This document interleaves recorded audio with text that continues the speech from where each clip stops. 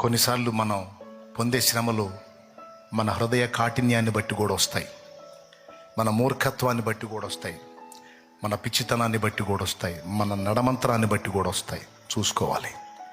నాకు ఎవడు చెప్తాడులే, నాకు ఎదురేముందిలే అనుకుంటా పోతే మనుషులు ఎవడు చెప్పలేకపోవచ్చు, కానీ పైన ఒకడు ఉన్నాడు, సుప్రీం ఉన్నాడు పైన. ఆయన తీస్తాడు జాయింట్లు. దేవునికి స్తోత్రం. నేను తంతే పడిద్దిలే అని తంతావు నువ్వు, నిన్ను దన్నే వాడు ఒకడు ఉన్నాడని మర్చిపోవద్దా. దేవునికి స్తోత్రం కలుగును గాక. తొందరపడి అలాగ చేయొద్దు.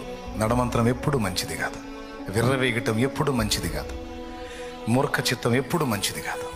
జాగ్రత్త పడతాం. హృదయంలోకి దేవుని మాటలు తీసుకొని సులువైనటువంటి హృదయం, మెత్తనైన హృదయం కలిగి ఆ దేవుని మాటగా హృదయాన్ని లోపరుచుకుందాం. ఆ తర్వాత ఫలింపు చూడండి మీరే. నువ్వు ఎంతగా దేవుని మాటకు లోబడతా ఉంటావో దేవుడు అంత ఎక్కువగా నీతో మాట్లాడతాడు.